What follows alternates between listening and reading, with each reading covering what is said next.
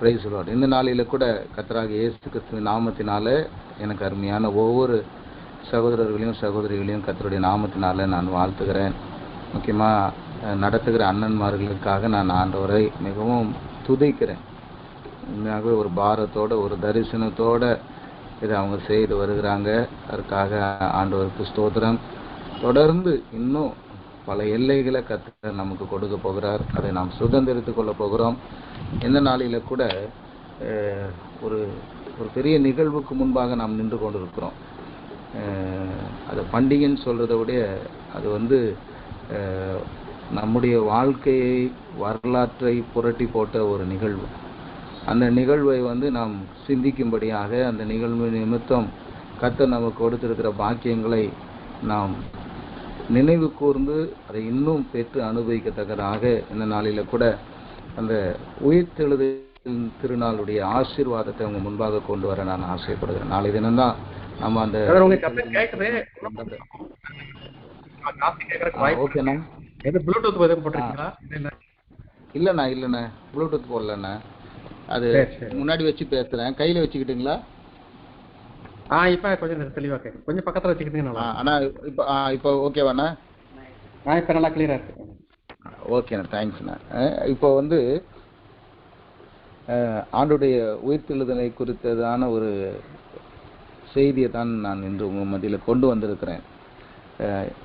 நான் வாசிக்கிறேன். மத்தேயு 28ஆம் அதிகாரம் 5-6 நான் வாசிக்கிறேன். மத்தேயு 28:5-6. தூதன் அந்த ஸ்திரீகளை நோக்கி, நீங்கள் பயப்படாதிருங்கள், சிலுவையில் அறையப்பட்ட இயேசுவை தேடுகிறீர்கள் என்று அறிவேன். அவர் இங்கே இல்லை, தாம் சொன்னபடியே உயிர்த்தெழுந்தார்.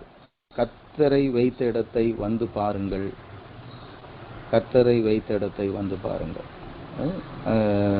இந்த சம்பவம் நம்ம எல்லாருக்கும் மிகவும் பரிச்சயமான ஒரு சம்பவம்.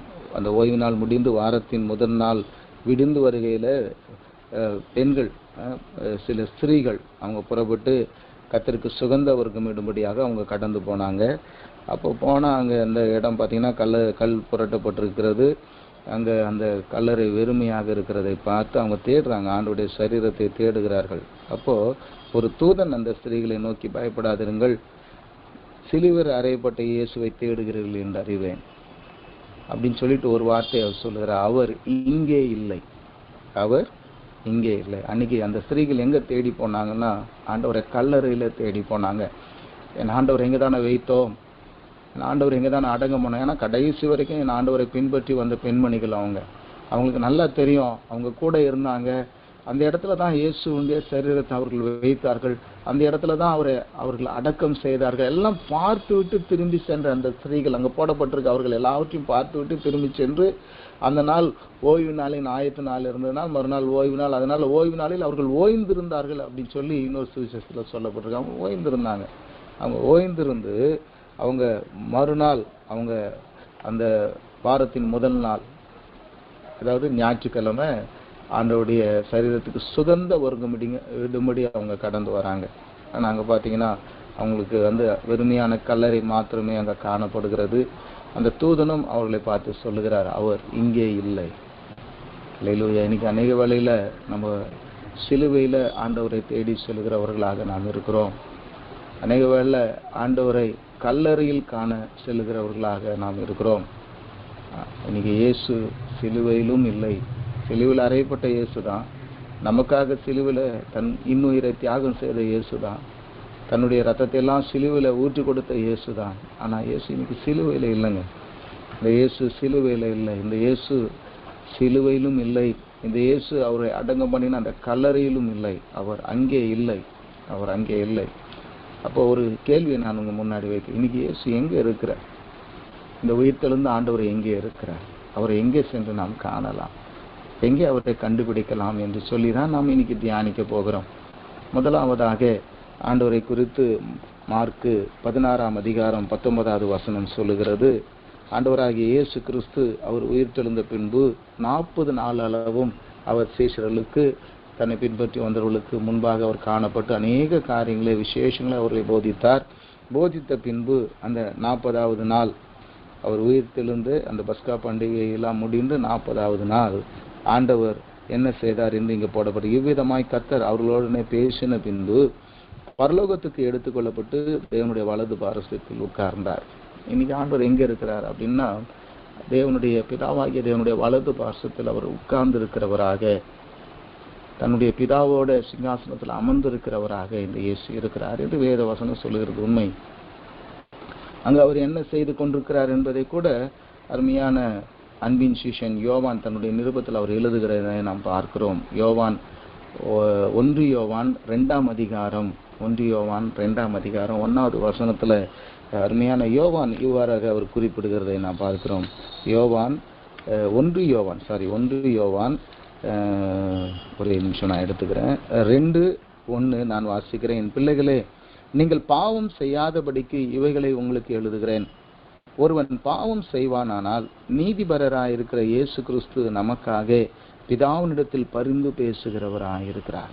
அல்லேலூயா. இன்னைக்கு வலது பார்சத்துல என் ஆண்டவர் சும்மா உட்காந்து நம்மளை வேடிக்கை பார்த்துட்டு இல்லை, என் ஆண்டவர் நமக்காக பரிந்து பேசி கொண்டு இருக்கிறார். நான் சொல்லுவேன், அவர் முழுமையாக இன்டர்செசரி தான் பண்ணிட்டு இருக்கணும்னு நினைக்கிறேன். ஏன்னா இன்னைக்கு அநேக வேலைகளில் தேவ பிள்ளைகள் தவறுகிறார்கள். அநேக வேளையில தேவ பிள்ளைங்க கர்த்தருக்கு விரோதமான காரியங்களை செய்கிறார்கள். அப்போ என் ஆண்டவராகிய இயேசு கிறிஸ்து அவர்களுக்காக மன்றாடுகிறவராக, பரிந்து பேசுக, இன்டர்செசரி பிரேயர் பண்ணுகிறவராக என் ஆண்டவர் பரலோகத்தில் அவர் இருக்கிறார் என்பதை நாம் பார்க்கிறோம். அது மாத்திரம் அங்க மாத்திரம்தான் இருக்கிறாரா? அல்லேலூயா. omnipresent God, omniscient, omnipresent. அல்லேலூயா. நம்முடைய ஆண்டவர் omnipresent. அவர் எல்லா இடங்களிலும் நிறைந்திருக்கிற தேவன். இன்னைக்கு அவர் எங்கே இருக்கிறார்?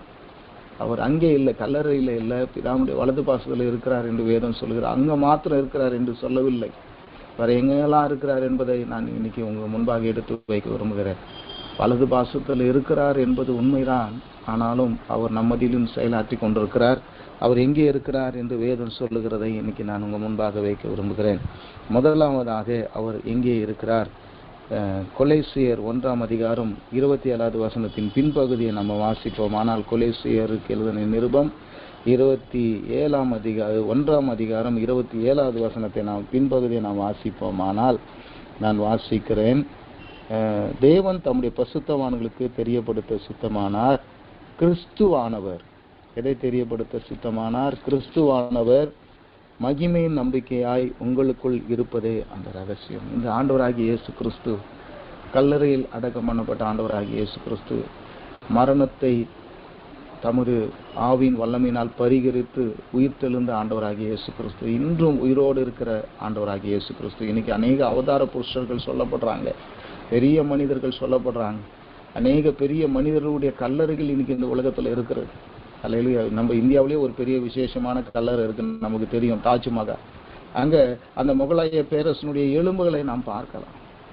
ஆமென். ஏன்னா அந்த மும்தாஜோட அவரும் சேர்ந்து அப்புறம் புதைக்கப்பட்டார். 2 கல்லறைகள் அங்க இருக்கும். அங்க போனீங்கன்னா அந்த ஷாஜகானுடைய எலும்புகளை நம்மால பார்க்க முடியும். தோண்டி பார்த்தா எலும்பு இருக்கும், அந்த கல்லறையில எலும்பு இருக்கும். அதே போல இன்னைக்கு பெரிய மனிதருடைய கல்லறைகள்லாம் பார்த்தா அங்க எலும்புகள் இருக்கும். ஆனா ஒரே ஒரு கல்லறை வெறுமையா இருக்கிறது. ஒரே ஒரு கல்லறை. ஆமென். அங்க ஒரு சரீரம் வைக்கப்பட்ட சுவடே இல்லாம இருக்குது. அது ஆண்டவராகிய இயேசு கிறிஸ்துவினுடைய கல்லறை. அல்லேலூயா. என் தேவன் ஜீவாதிபதி. ஆமென். அவர் உயிரோடு எழுந்தார். அவர் மரித்தது நம்முடைய பாவங்களுக்காக மரித்தார். அவர் உயிர்த்தது நம்மை பரிசுத்தமாக நீதியாக வாழ வைப்பதற்காக அவர் உயிர்த்து எழுந்திருக்கிறார். பாவங்களுக்காக மரித்த இயேசு என் நீதிக்காக அவர் எழுந்திருக்கிறார். நான் இன்னைக்கு நீதியாக வாழணும், நான் பரிசுத்தமாக வாழணும். ஏன்னா என் ஆண்டவர் உயிரோடு இருக்கிறார். என் ஆண்டவர் ஒரு மரித்த ஒரு தெய்வம் அல்ல. என் ஆண்டவர் கல்லறையில் வைத்து அது அப்படியே ஒன்றுமில்லாமல் மண்ணோடு மண்ணாக மங்கி போன சரீரத்தை உடைய தேவன் அல்ல. அவர் மகிமையின் ஆண்டவர், மகிமையின் கர்த்தர். அவர் இன்றும் உயிரோடு இருக்கிறார். அடுத்ததாக அவர் எங்க இருக்கிறார் அப்படின்னு சொல்லி பார்க்கும்போது, அவர் உங்களுக்குள் இருக்கிறார், அவர் எனக்குள் இருக்கிறார். நீங்க இந்த உயிர் தாண்டவர் எங்க வாழ்ந்து கொண்டிருக்கிறாருங்க? கல்லறையில் அன்னைக்கு அந்த ஸ்திரீகள் பார்க்க போனாங்க, அங்க இல்லை. அவர் எங்க இருக்கிறாரு? ஒரு நிமிஷம் நம்ம தேடி பார்ப்போம். அவர் நமக்குள் இருப்பதை நம்மால் அறிந்து கொள்ள முடியும்.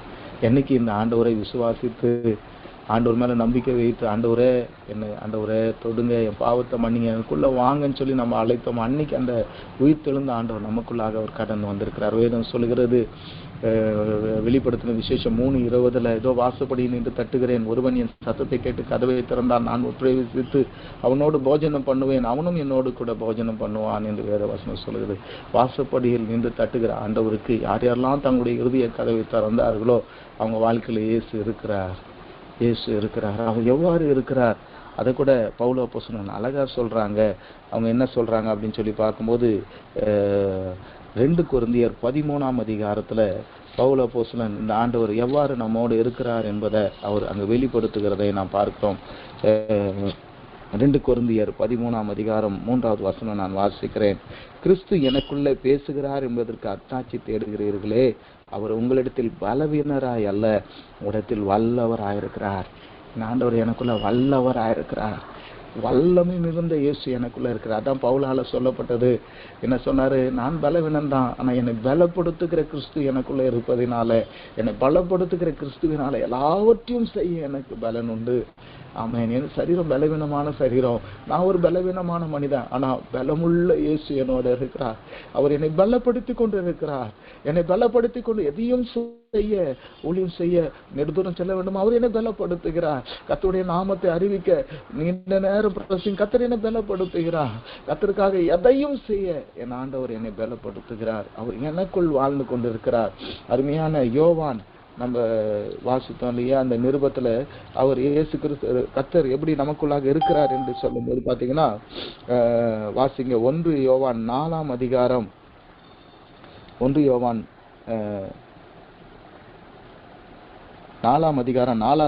பின்பகுதியை நான் வாசிக்கிறேன். ஃபுல்லாவே வாசிடலாம். பிள்ளைகளே, நீங்கள் தேவனால் உண்டாயிருந்து அவர்களை ஜெயித்தீர்கள், ஏனெனில் உலகத்தில் இருக்கிறவனிலும் உங்களில் இருக்கிறவர் பெரியவர். உங்களில் இருக்கிறவர், உனக்குள் இருக்கிற ஆண்டவர் பெரியவர், எனக்குள் இருக்கிற ஆண்டவர் பெரியவர், நமக்குள் நம்ம அனைவருக்குள்ளாக இருக்கிற ஆண்டவர் பெரியவர். அவர் எப்படி இருக்கிறார்? பலவீனராக அல்ல, பலமுள்ளவராக இருக்கிறார். ஆண்டவர் வல்லவராக இருக்கிறார். அது மாத்திரம் அல்ல, பெரியவராக இருக்கிறார். அல்லேலூயா. ஒரு பழைய ஏற்பாட்டு பரிசுத்தவான் ஒரு தாவீதை குறித்து நாம் பார்க்கிறோம். ஒரு கோலியாத்தை பார்த்தபோது எல்லாரும் பயந்து ஓடுனாங்க. ஆனா இந்த தாவீது மட்டும் அவன் கோலியாத்தோட சேர்த்து இன்னொருவரையும் அவன் பார்த்தான். அவன் பார்த்த பார்வை பார்த்தீங்கன்னா வித்தியாசமா இருந்தது. கோலியாத்தை தான் மற்றவங்க பார்த்தாங்க, ஆனா அந்த கோலியாத்துக்கு பக்கத்துல ஒரு பெரிய ஆண்டவர் நின்று கொண்டிருக்கிறார், எனக்காக அவர் நின்று கொண்டிருக்கிறார் என்பதை தாவீது கண்டான். கோலியத்தை காட்டிலும் பெரியவர் என்னோட இருக்கிறார். அல்லேலூயா. சேனைகளினுடைய கர்த்தருடைய நாமத்தினாலே உன்னிடத்தில் வருகிறேன் என்று அவன் அறிக்கையிட்டு கடந்து போனான். ஒரு பெரிய ஆண்டவர் என் கூட இருக்கிறார், அவர் பேரை சொல்ல போறேன் நான். ஆமென். இன்னைக்கு அப்படி சொல்லுவோம்ல, என் கூட இந்த அமைச்சர் இருக்கிறார், என் கூட இந்த முதல்வர் இருக்கிறார், என் கூட இந்த IAS அதிகாரி இருக்கிறார், நான் யார் தெரியுமா, என் பின்னாடி இவர் இருக்கிறார் அப்படி சொல்லுவாங்க இல்லையா ஒரு சிலர். அவங்க நாமத்தை, அவங்க பேரை யூஸ் பண்ணுவாங்க. இன்னைக்கு நம்ம எவ்வளவு தைரியமா சொல்லலாம், நம்ம பின்னாடி இயேசு இருக்கு, நமக்குள்ள இயேசு இருக்கிறார். ஆமென். அவர் பெரியவராயிருக்கிறார். ஒரு பழைய ஏற்பாடு பரிசுத்தவான தேவனை அவ்வளவு சமீபம் பெற்றிருப்பான, அப்போ அவர் பக்கத்துல தான் இருந்திருப்பாரு தாவீதுக்கு. இன்னைக்கு அதோடைய பெரிய சிலாக்கி அவர் நமக்குள்ளாக இருக்கிறார். அவர் நம்மோடு வாசம் பண்ணுகிற தேவன். இந்த உயிர் தெரிந்த ஆண்டவர் எங்கேயும் தேடாதீங்க, அவர் நமக்குள்ள இருக்கிறார், என் கூட இருக்கிறார், உங்க கூட இருக்கிறாரு, நமக்குள்ள வாசம் பண்ணி கொண்டு இருக்கிறார். அவருடைய உயிர்த்தெழுது வல்லமை நமக்குள்ளாக செயலாற்றி கொண்டிருக்கிறது. பிரியமானவர்களை, செயலாற்றி கொண்டிருக்கிறது. அவரை போல நம்மளால எதையும் செய்ய முடியும், அவர் நம்மோடு இருந்து காரியத்தை நடத்தி கொண்டிருக்கிறார். இந்த ஆண்டவர் நமக்குள்ளாக, அவர் நம்ம வாழ்க்கையில எப்படி இருக்கிறாங்க? பெரியவராயிருக்கிறார். அல்லேலூயா. அதுதான் பவுல் அப்போஸ்தலன் சொல்லும்போது இன்னொரு விதத்துல கூட அவர் சொல்றாரு, அவர் பலவீனராய் அல்ல, பலமுள்ளவராய் இருக்கிறார் என்பதை சொல்லும்போது, அதே 2 கொரிந்தியர் 12 அவர் இந்த காரியத்தை குறித்து இன்னொரு தடவை பேசுகிறார். 12:9 பாத்தீங்கன்னா, அவர் என் கிருபை உனக்கு போதும், பலவீனத்துல என் பலன் பூரணமாக வரும், ஆகையால் கிறிஸ்துவின் வல்லமை என் மேல் தங்கும்படி என் பலவீனங்களை குறித்து நான் மிகவும் சந்தோஷமாய் மேன்மை பாராட்டுகிறேன். அல்லேலூயா. கிறிஸ்துவின் வல்லமை என் மேல் தங்கும்படி, கிறிஸ்துவின் வல்லமை, போதுமான வல்லமை, பலவீனத்துல பலன் கொள்ள செய்கிற வல்லமை. அவர் பலவீனராய் அல்ல, நம்ம பலவீனமா இருக்கலாம், நம்ம ரொம்ப பலவீனமான பாண்டமா இருக்கலாம், ஆனா என் ஆண்டவர் நம்மை பலப்படுத்துகிறவராக இருக்கிறார். அவருடைய கிருபை நமக்கு போதும். இந்த உயிர்த்தெழுத ஆண்டவருடைய வல்லமை நமக்கு போதும். இந்த உயிர்த்தெழுத ஆண்டவர் நமக்கு கொடுக்கிற அவருடைய பலன் நமக்கு போதும். பிரியமானவர்களை, அவர் நம்மை பலப்படுத்தி நடத்துகிறவராக இருக்கிறார். நமக்குள் இருக்கிற ஒரு ஆண்டவர். இதுல நான் யோசித்துட்டு இருக்கும்போது என்னுடைய பாஸ்டர் சொன்ன ஒரு சம்பவம் எனக்கு ஞாபகம் வந்தது. ரெனாட் போங்கே அப்படின்னு ஒரு தேவன், இப்பதான் சமீபத்தில் அவர் மரித்து போனார். 2022 தான், ஒரு வருஷம் தான் ஆகுது. அவர் கர்த்தருடைய மகிமைக்குள்ள பிரவேசித்து விட்டார். அவர் ஜெர்மனியை சேர்ந்த ஒரு சுவிசேஷகர். அவர் பார்த்தீங்கன்னா மேற்கு ஆப்பிரிக்காவில், வட ஆப்பிரிக்காவெல்லாம் பெரிய பெரிய குருசேடுகளை நடத்தினவர். அதுவும் முஸ்லீம் கண்ட்ரியில் போய் 15 லட்சம் 20 லட்சம் மக்கள் கூடி வருகிற குருசேடுகளை நடத்தினவர் இந்த ரெனாட் போங்கே. பெரிய கர்த்தருடைய ஊழியக்காரன், கர்த்தருடைய தாசன். அல்லேலூயா. ஒரு சம்பவத்தை கூட சொன்னால் நமக்கு அது விசுவாசத்துக்கு ஒரு உறுதியாக இருக்கும். ஒரு தடவை பார்த்தீங்கன்னா இந்த ரெனாட் போங்கே கூடுகையில் அந்த தேசத்தை சேர்ந்த ஒரு பெரிய மந்திரவாதிங்க, முஸ்லீம் மந்திரவாதிங்க, அவங்கெல்லாம் ஒன்று சேர்ந்து ஒன்று பண்ணாங்க. ஒரு 50-60 பேர் ஒன்று சேர்ந்துட்டாங்க. சேர்ந்து அவருக்காக மந்திரவாதெல்லாம் பண்ணிட்டு இன்னொரு காரியமாக அவங்க செஞ்சாங்க. பிறந்ததுலேருந்தே கண்ணு குருடான, குழி விழுந்த நிலையில் இருக்கும் தெரியுங்களா, பிறவி குருடர்கள், அப்படிப்பட்ட நிலையிலிருந்து ஒரு மனிதனை கூட்டிட்டு வந்தாங்க. இவருக்கு கண்ணு தெரிய வாய்ப்பில்லை, எந்த பகுதியிலும் சின்ன ஒரு ஒளி கூட உள்ளே போக வாய்ப்பில்லைன்ற மாதிரியான ஒரு குருடனை கொண்டு வந்து அவர் பிரசங்கிக்கிற மேடைக்கு பின்பாக அவங்க அமர்ந்திருந்தாங்க. இன்னைக்கு முன்னாடி போய் கலாட்டா பண்ணி இந்த ரெண்டாம் போங்க அவமானப்படுத்தி விட வேண்டாம், அவமானப்படுத்தி வேண்டாம். எப்படி ஆகிலும் இந்த கூட்டங்களுக்கு முன்பாக அவரை இழிவுபடுத்தி இயேசு தெய்வம் இல்லைன்னு நம்ம நிரூபிக்கணும் அப்படின்னு சொல்லிட்டு அவங்க காத்திருக்கிறாங்க. ரெனாட் போங்களுடைய கார் உள்ளே வந்தது, அந்த கிரவுண்டுக்குள்ளே வந்தார். அவர் அந்த ஓரமான காரை நிறுத்திட்டு அந்த போட்டிருந்தார் ரெட் கார்பெட் வழியாக அப்படி நடந்து வந்தார். நடந்த ஒரு சம்பவம், அவர் நடந்து வந்து அந்த ஸ்டேஜுக்கு ஏற அந்த படிக்கட்டு, ஒரு படிக்கட்டு போட்டிருப்பாங்களே, அந்த ஸ்டேஜுக்கு ஏறதுக்காக ஒரு 3-4 படிக்கட்டு போட்டிருப்பாங்க. அந்த படிக்கட்டில் காலை வச்சதும் தான் அங்கே பின்னாடி இருந்த குருடன் கண்ணு திறந்துச்சு. அவர் பிரசங்கம் பண்ணல, அவர் போயிட்டு கர்த்தருடைய வார்த்தை அறிவிக்கல, ஜெபிக்கலை, எதுவுமே பண்ணலை. அந்த பிரசங்க மேடையில் காலை வைத்தார். பின்னாடி இருக்கிற குருடன் கத்த ஆரம்பிச்சிட்டேன், எனக்கு கண்ணு தெரியுது, எனக்கு கண்ணு தெரியுதுன்னு சொல்லிட்டு. என்னடா பெரிய சத்தங்க, பின்னாடி எல்லாம் தெரிச்சு ஓடுறானுங்க அந்த 60 பேர். அப்போ அந்த குருடனை கூட்டு வந்து மேலே இருந்துட்டுனா இந்த மாதிரி இந்த ஆளுங்கெல்லாம் என்ன பிடிச்சிட்டு வந்து இங்கே பின்னாடி வச்சுருந்தாங்க. இந்த ஊழியக்காரர் வந்ததும், இந்த ஊழியக்காரருடைய கூட இருக்கிற ஆண்டுடைய பிரசனம் வந்ததும் என் கண்ணு திறந்து விட்டது. அல்லேலூயா. எவ்வளோ மகிமையான ஆண்டவர் நம்மோட இருக்கிறாரு பாருங்க. அது ரெனாட் போங்கின் வல்லமை கிடையாதுங்க, அது ரெனாட் போங்குக்குள்ள இருந்து செயலாற்றி ஆண்டோடைய உயிர்த்தெழுதலின் வல்லமை. இந்த உயிர்த்தெழுதலின் வல்லமை இன்னைக்கு நமக்குள்ள இருக்கு, எனக்குள்ள இருக்கு, உங்களுக்குள்ள இருக்கு அந்த வல்லமை. அவர் நம்மோடு இருக்கிற, நமக்குள்ள பெரியவராக இருக்கிறார். ஒரு தடவை ரெனாட் போங்கை பார்த்தீங்கன்னா அதே தேவனுடைய தாசன் பாரிஸ்ல ஒரு ஊழியருடைய செமினார்ல பேசுவதுக்கு அழைக்கப்பட்டிருந்தார். அங்கே போனா அவருக்கு அந்த மியூசிக் ஷாப், பாரிஸ்ல பார்த்தீங்கன்னா நல்ல மியூசிக் ஷாப் உண்டு. அவருக்கு அந்த மியூசிக்கல் இன்ஸ்ட்ருமெண்ட்லாம் வாங்கி சேகரிக்கணும்னு ஆசை.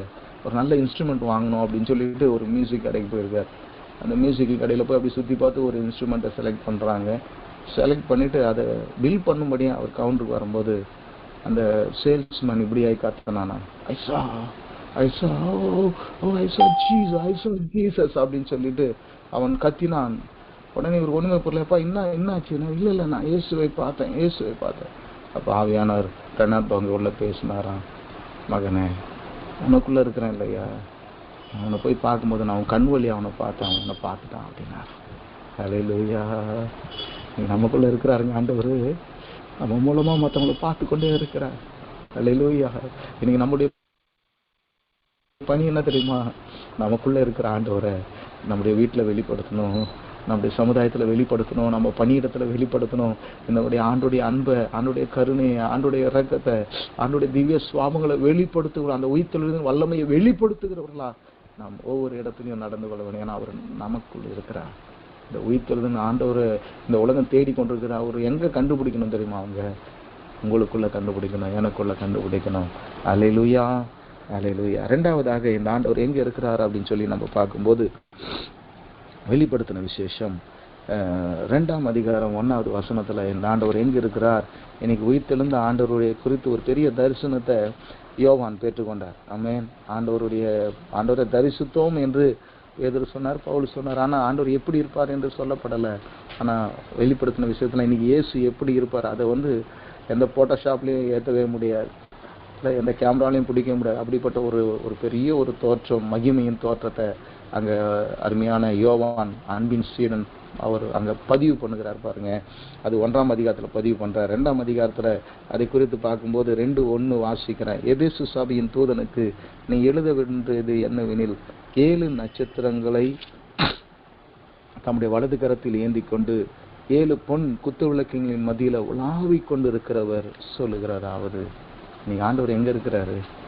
7 பொன் குத்து விளக்கின் நடுவில் உலாவிக் கொண்டிருக்கிறார். அதே 13வது வசனத்துல கூட சொல்லப்பட்டிருக்கிறது. அந்த 7 குத்து விளக்குகளின் மத்தியில நிலையங்கி தெரித்து மார்பருகே பொற்கச்சை கட்டியிருந்த மனுஷகுமாரவரை கண்டேன். இயேசுவானவர் அந்த பொன் குத்து விளக்கின் மத்தியில் அவர் நின்று கொண்டிருக்கிறார். இங்க சொல்லப்பட்டிருக்கிறது எபேசு சபையின் சூதனுக்கு எழுதும்போது அவர் உலாவி கொண்டிருக்கிறார். இந்த பொன் குத்து விளக்கு என்ன என்பதை கூட அந்த 1:20 சொல்லுகிறது பாருங்க. பின்பகுதியில அந்த 7 நட்சத்திரங்களும் 7 சபையின் தூதர்களாம், நீ கண்ட 7 குத்து விளக்குகளும் 7 சபைகளாம். இன்னைக்கு சபையின் தலையானவராகிய இயேசு கிறிஸ்து, சபையின் ஆண்டவராகிய, போஷித்து காப்பாற்றுகிறவராகிய என் ஆண்டவராகிய கர்த்தர் தேவாதி தேவன் ஆண்டவராகிய இயேசு கிறிஸ்து இன்னைக்கு என்ன செய்து கொண்டிருக்கிறார்? சபையின் நடுவில் உலாவிக் கொண்டிருக்கிறார். உடனே சபைனதும் நம்ம ஒரு பெரிய ஒரு கத்தீட்ரலை நம்ம யோசிக்க வேண்டாம், ஒரு பெரிய கோபுரத்தை யோசிக்க வேண்டாம். ஆமென். நான் யோசிக்கிறது, இன்னைக்கு நம்ம கூடி வந்திருக்கிறோம் இல்லையா, நம்ம ஒரு சபையாக தான் கூடி வந்திருக்கிறோங்க. விசுவாசிகளின் கூட்டம், ஒரு மனமுள்ள ஒரு கூட்டம். ஆமென். எதையும் பொதுவாய் நினைக்கிற ஒரு கூட்டம், மற்றவர்களுக்காக மற்றவர்கள் பாரம் கொள்ளுகிற ஒரு கூட்டம். இதுதான் சபை. அவர்கள் எல்லாரும் ஒரே மனதும் ஒரே இருதயம் கொண்டவர்களாக இருந்தாங்க. ஆமென். விசுவாசிகளான கூட்டத்தை, ஆமென், இன்னைக்கு அவங்க தான் சபையா இருப்பாருங்க. இன்னைக்கு அப்படிப்பட்ட சபை நடுவில் என் ஆண்டவராகிய இயேசு கிறிஸ்து, உயிர்த்தெழுந்த ஆண்டவராகிய இயேசு கிறிஸ்து உலாவுகிறவராக இருக்கிறார். I believe. நான் இன்னைக்கு விசுவாசிக்கிறேன். இன்னைக்கு நம்ம இதை தியானித்து கொண்டிருக்கும் போதே நம்ம நடுவில் அவர் உலாவிக் கொண்டிருக்கிறார். உயிர்த்த ஆண்டவர் நம்ம இதில் வந்திருக்கிறார். உயிர்த்தெழுந்த கிறிஸ்து நம்ம இதில் வந்திருக்கிறார். பிரியமானவர்களே, அவர் நம்ம இதில் உலாவிக் கொண்டிருக்கிறார். பொன் குத்து விளக்கின் நடுவில் உலாவுகிறவர், அவருக்காக எரிந்து பிரகாசிக்கிற தேவ பிள்ளைகள் மத்தியில் உலாவுகிற தேவன். அந்த பொன் குத்து விளக்கினுடைய மகிமை தாற்பயம் என்ன தெரியுங்களா? அவர்கள் எப்போது எழுந்து கொண்டே இருக்கும். அது கர்த்தருக்காக எரிந்து கொண்டே இருக்கும், எப்போதும் பிரகாசித்து கொண்டே இருக்கும், கர்த்தருக்காக வெளிச்சம் கொடுத்து கொண்டே இருக்கும். பாருங்க. ஆமென். திருச்சபை அதுதான் செய்யணும். அந்த திருச்சபையில தான் நானும் நீங்களும் ஒரு அங்கமா இருக்கிறோம். நம் நடுவில் கர்த்தர் உலாவி கொண்டு இருக்கிறார். இன்னைக்கு எதுக்கு நம்ம ஒரு சபையா இருக்கணும்?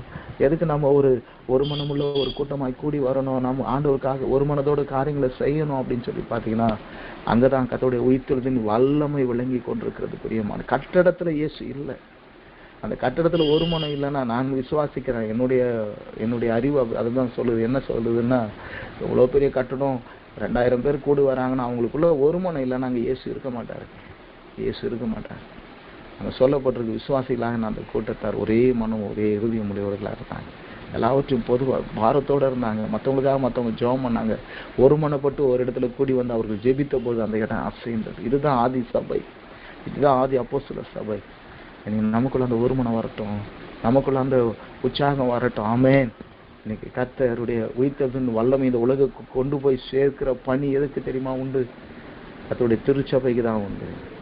இன்னைக்கு இந்த உயிர்த்தெழுந்த ஆண்டவரை குறித்து அநேகர் கமெண்ட் பண்ணிட்டு இருக்கிறாங்க. அல்லேலூயா. சமீபத்தில் நம்ம எல்லாருக்கும் தெரியும் அல்ல, புகழின் உச்சியில இருந்தாலும் பேதமையான வார்த்தைகளை பேசுகிற ஒரு இளையராஜா என்ன சொன்னார் தெரியுங்களா? ரமண மகரிஷி உயிரோடு இருக்கிறார், எனக்கு தெரியும், நான் இயேசு உயிரோடு இருக்கிறாரான்னு தெரியல அப்படின்னு சொன்னார். பாவம், பரிதாபமான மனிதர். ஆனா என் ஆண்டவருடைய உயிர்த்தெழுதலின் வல்லமை எப்படிப்பட்ட ஆட்களுக்கு காட்ட வேண்டிய பொறுப்பு யாருக்கிட்ட இருக்கு தெரியுங்களா? நம்ம திருச்சபை கிட்ட இருக்கு, நம்ம கிட்ட இருக்கு. திருச்சபையாகிய நம்ம கிட்ட இருக்கு. நம்ம சேர்ந்து நிற்போனா, ஒரு மனதோட நம்ம நிற்போனா, ஒரே மனதோட ஒரே சிந்தையோட கிறிஸ்துவுக்காக எழுந்து பிரகாசிப்போனா, அந்த அனல் எல்லாவற்றிலும் பரவி செல்லும். அந்த அனல் எல்லா இடத்துலையும் பரவி செல்லும்.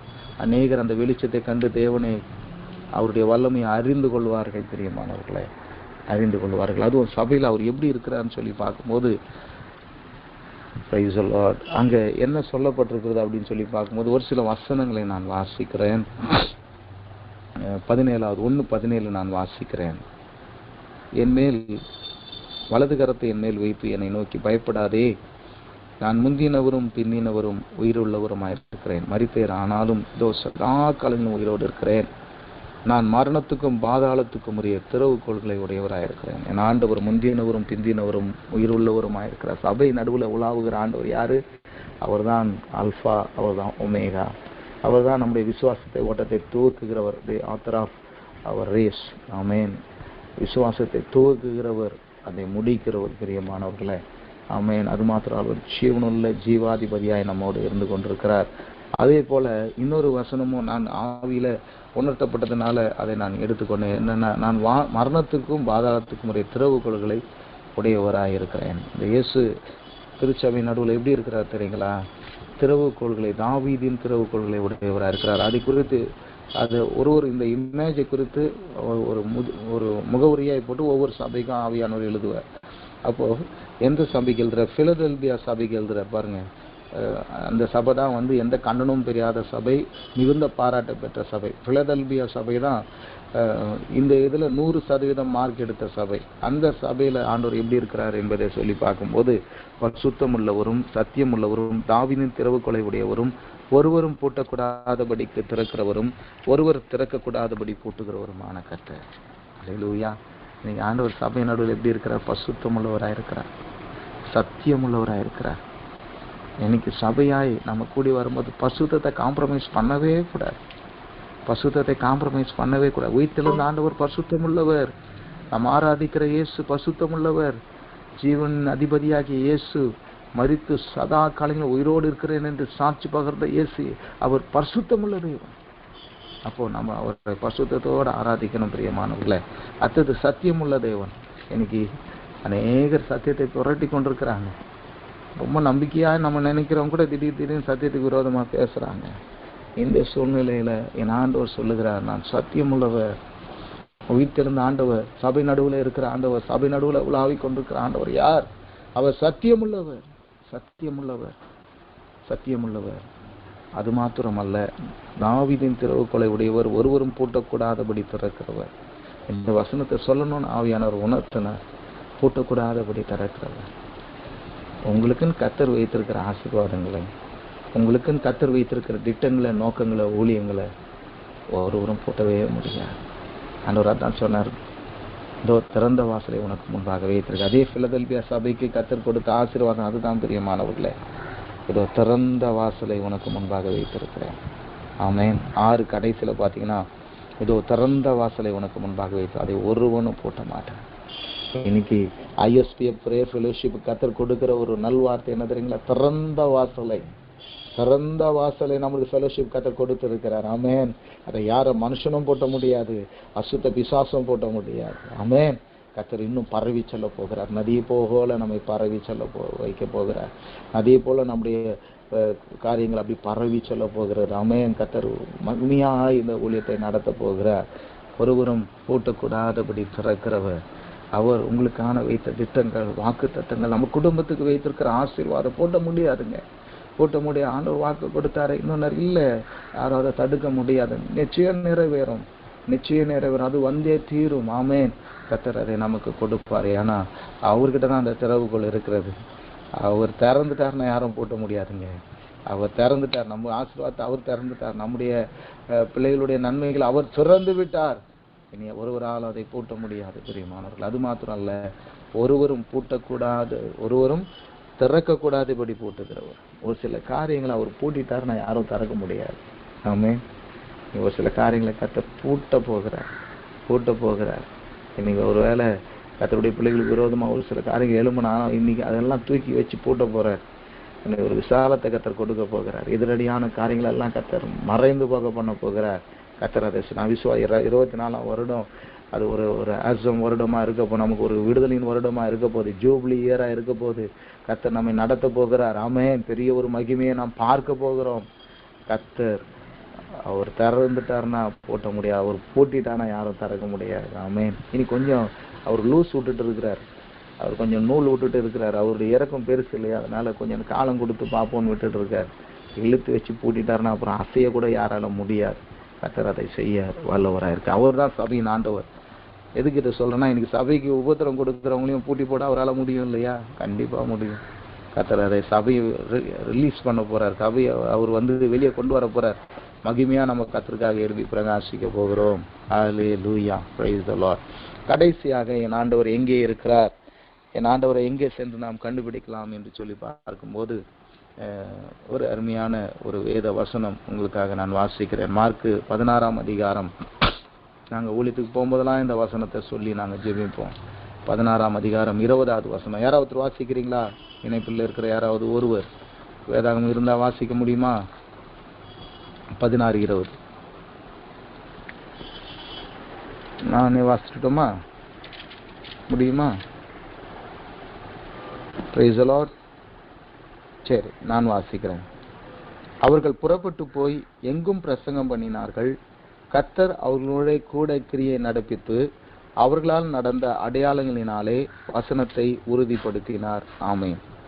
எங்க பாஸ்டர் பார்த்தீங்கன்னா, pastor Owen Roberts, good Samaritan fellowship, மதுரையில் கூட நம்ம ஜோசப் பாலச்சந்திரன் இருக்காங்க இல்லையா, அவருடைய சொந்தக்காரர் தான் எங்கள் அவரு, ஜோசப் பாலச்சந்திரன், கிளாடியஸ்வரர், 3 பேரும் சேர்ந்து தான் அந்த குட் சமாரிட்டன் ஃபெலோஷிப் அவங்க ஸ்தாபித்தாங்க கர்த்தருடைய கிருபையினால. எங்கள் பாஸ்டர் சென்னையை தலைவிடமாக கொண்டு அவர் இயங்கி கொண்டிருந்தார். அப்போ எங்கள் பாஸ்டர் சபை நடத்தினா கூட அவருடைய தாகம் என்னன்னா சுவிசேஷாதிகள் தான். இயேசு இன்றும் உயிரோடு இருக்கிறார்கள் என்று சொல்லி பெரிய நகரங்கள் எல்லாத்துலேயும் அவர் கூட்டம் போட்டிருக்கார். அநேக அற்புத அடையாளங்களை அவர் மூலமாக கர்த்தர் செய்தார். அதை நாங்கள் கண்ணார கண்டோம். இயேசு இன்றும் உயிரோடு இருக்கிறார். அவருடைய கூடுகைக்கு தலைப்பு அதுதான். என் ஆண்டவர் உயிரோட தேவன், உயிருள்ள தேவன், உயிர் தெளிந்த ஆண்டவர். ஆமென். இந்த ஆண்டவர் எல்லா இடத்துலையும் போய் அவரை நிரூபிக்கணும். நம்ம அவர் உயிரோடு இருக்கிறார் என்பதை நிரூபித்து கொடுக்கணும் அப்படின்னு சொல்லி அவருடைய வாஞ்சப்பாங்க. வட இந்தியாவுக்கு 3 கூட்டத்துக்கு நான் போயிருக்கேன். அதே போல் தென்னிந்தியா திசைவெளியிலையும் பாளையங்கோட்டை ஐக்கிரவன்லையும் நடந்த கூடுகையிலையும் நான் வாலண்டியர் அவரோட கடந்து போனேன். அப்போ எங்கள் பாஸ்டர் சொல்கிற ஒரு காரியம், எப்போவுமே எங்களை பார்த்து சொல்லுவார், ஆண்டவர் உன் கூட இருக்கிறார். அவர் உன் கூட இருந்து அப்படியே அவர் உன்னை நடத்துறத, அவர் கிரியை செய்கிறத நீ பார்க்கணும் அப்படின்னா, நீ ஒரு பேகை மாதிரி நீ எழுந்து புறப்பட்டு போ. ஒரு கிராமத்துக்கு போ, சுவிசேஷாரு போ, பக்கத்து ஊருக்கு போ, சுவிசேஷாரு போ, பக்கத்து ஏரியாவுக்கு போ, ஒரு குப்பத்துக்கு போ, ஸ்லம்முக்கு போ, ஆண்டவரை பற்றி சொல்லு. நீ போய் வசனத்தை பேச உன் பக்கத்தில் இயேசு இருப்பதை நீ பார்க்க முடியும். Assured presence. ஆமென். மத்தேயு 28 கடைசியில் ஆண்டவர் சொன்னார், இதோ உலகத்தின் முடிவு பண்ண சதா காலங்களில் நான் உங்களோடு இருக்கிறேன். எப்போ சொன்னார் தெரியுங்களா? நீங்கள் புறப்பட்டு போய் சகல ஜாதிகளையும் சீஷராக்கி பிதா குமாரன் பசுத்தாவின் நாமத்தினாலே ஞானஸ்நானம் கொடுத்து நான் கட்டளையிட்ட யாவையும் கைக்கொள்ளும்படி அவர்களுக்கு உபதேசம் பண்ணுங்கள். அப்பொழுது பூமியின் கடைசி முடிவு பரிந்தும் சகல நாட்டிலும் நான் உங்களோடு இருக்கிறேன். அல்லேலூயா. நம்ம போய் கர்த்தருக்காக நிற்கும் போது ஆண்டவர் சொல்றாரு, நான் உங்க கூட இருக்கிறேன். முடிவு பிறந்த ஒரு இமை பொழுதும் நான் பிரியவே மாட்டேன்னு சொல்றேன். ஆண்டவருக்காக ஓடுற பிள்ளைங்களுடைய வாழ்க்கையில உயிர் தெழுந்த ஆண்டவர் கடந்து வருகிறார். அவர் அந்த ஊழியம் நடக்கிற இடத்துல தாங்க இருக்கிறாங்க. ஊழியம் செய்கிறவங்க மத்தியில் இருக்கிறார். நம்ம கர்த்தரை போய் அறிவிக்கும் போது, கர்த்தரை போய் மற்றவங்க மத்தியில் சொல்லும் போது, கர்த்தருடைய அன்பை பகிர்ந்து கொள்ளும் போது அந்த இடத்துல இயேசுனுடைய மகிமையுள்ள பிரசனம் கடந்து வருகிறது. இங்கே சொல்லப்பட்டிருக்கு பாருங்களேன், கர்த்தர் அவர்களோட கூட இருந்து, கர்த்தர் உடனே போயிட்டார், அவங்க கூட போயிட்டார். வலது பாசத்தில் உட்கார்ந்தாருன்னு முன்னாடி எழுதப்பட்டிருக்கு. தம்முடைய பிள்ளைங்க போய் சுவிசேஷம் அறிவிக்க போறாங்க, வலது பாசத்தில் இருந்தவர் கீழே இறங்கி வந்துட்டார். அங்கே உட்கார முடியல அவரால். அவர் பிள்ளைங்க போய் ஏன் மகிமையை சொல்ல போறாங்க, என் அன்பை சொல்ல போறாங்க, என்னுடைய வல்லமை உயிர் தெளிந்திருக்கிறேன் என்று, நான் இன்றும் உயிரோடு இருக்கிறேன் என்று அவங்க நிரூபிக்க போறாங்க. வசனத்தை சொல்லி அவங்க பேச போறாங்க. அந்த வசனத்துக்கு சாட்சியா நான் செயலாற்ற போகிறேன்னு சொல்லி கர்த்தர் அங்கே கடந்து வருகிறார். கர்த்தர் அங்கே நான் பார்த்துருக்குறேன். நாங்கள் கிராமங்கள்லாம் போகும்போது சும்மா இங்கே வீட்டாண்டெல்லாம் ஜெபிக்கும் போது நடக்காத அற்புதம்லாம் அங்கே நடக்க தான் செய்யுது. அங்கே விசேஷமான அற்புதங்கள் நடக்குது. ஆமே. ஆனால் அங்கே ஒரு மகிமை இருக்கு. அங்கே உயிர்த்தெழுந்து வல்லமை வெளிப்படுகிறது. பிரியமானவர்களே, உயிர்த்தெழுந்த ஆண்டவர் அவர் நமக்குள் இருக்கிறார். நமக்கு சபையில் இருக்க, அது மாத்திரம் இல்லை, நம்முடைய ஊழிய பாதையில் இருக்கிற ISPFல நம்ம எங்கெங்கெல்லாம் போய் கர்த்தருடைய வார்த்தை வசனத்தை விதைக்கிறோம், அங்கெல்லாம் கர்த்தருடைய பிரசன்ன உயிர் தெழுந்த ஆண்டவர் கடந்து வருகிறார். உயிருள்ள தேவன், ஜீவனுள்ள ஆண்டவர் நம்ம இதில் கடந்து வருகிறார். அமேன். அங்கே அவருடைய உயிர்த்தெழுதின் வல்லமையை நம்மால் பார்க்க முடியும், மகிமையை பார்க்க முடியும். அமேன். கர்த்தர் அதை செய்ய போகிறார், செய்து கொண்டிருக்கிறார், செய்ய போகிறார், இன்னும் செய்ய போகிறாங்க, இன்னும் செய்ய போகிறாங்க. அமேன். பழைய ஏற்பாட்டில் பார்த்தீங்கன்னா நான் உன்னோடு இருக்கிறேன்னு அநேக இடத்துல வரும் பாருங்க, நான் உன்னோடு இருக்கிறேன் அப்படின்னு சொல்லி அநேக இடம். புதிய ஏற்பாட்டில் ரொம்ப கம்மியாக தான் இருக்குது. அதில் விசேஷமாக ஒரு இடத்துல போடப்பட்டிருந்தேன். நான் காலையில் தியானித்தேன். அநேக இடங்களில் பழைய ஏற்பாட்டில் மோசையோடு இருந்தது போல நான் உன்னோடு இருப்பேன், நான் உன்னோடு இருப்பேன், ஒரு மனிதனை முறியடிக்க போல நீ மிகுதியானரை முறியடிப்பா என்று கிதியோனுக்கு சொல்லுவார், யோசுவாவுக்கு சொல்லுவார். மோசையோடு இருந்தது போல நான் உன்னோடு இருப்பேன், நான் நீ போக மாட்டேன், நான் உன்னோடு வருவேன் என்று சொல்லுகிறார். என் சமூகம் உனக்கு முன்பாக செல்லுன்னு சொல்லி மோசைக்கு சொல்லுகிறார். நான் உன்னோடு இருந்து செய்யும் காரியம் பயங்கரமாக இருக்கும் என்று மோசைக்கு சொல்லுகிறார். உன்னோடு இருப்பேன் என்று தாவீது சொல்லு. எல்லாருக்கும் சொல்கிற கர்த்தர் இங்கே புதிய ஏற்பாட்டில் பார்த்தீங்கன்னா அங்கே ஒரு இடத்துல விசேஷமாக சொல்லுகிறார். ரொம்ப கம்மியான இடம், அதில் ஒரு இடம் ரொம்ப விசேஷமாக இருக்குது பாருங்கள். அது எங்கே இருக்குன்னா அப்போஸ்தலர் 18ஆம் அதிகாரம் 9:10. 18ஆம் அதிகாரம் 9:10. அப்போஸ்தலர் 18ஆம் அதிகாரம் 9:10 அவர் சொல்லுகிறார், ராத்திரியிலே கர்த்தர் பவுலுக்கு தரிசனமாகி நீ பயப்படாமல் பேசு, மௌனமாயிராதே, நான் உன்னோடனே கூட இருக்கிறேன், உனக்கு தீங்கு செய்யும்படி ஒருவனும் உன்மேல் கை போடுவதில்லை, இந்த பட்டணத்தில் எனக்கு அநேக ஜனங்கள் உண்டு. அல்லேலூயா. சுவிசேஷம் அறிவிக்கிற தம் பிள்ளையோட கர்த்தர் இருக்கிறார். அஷோர்டு பிரசன்ஸ், நிச்சயமா இருக்கிறார். அவர் இல்லாமல் இருக்கவே முடியாதாங்க. ஆமென். அப்போ கர்த்தருக்காக ஊழியம் செய்யுங்க, கர்த்தர் உங்க கூட வருவார்.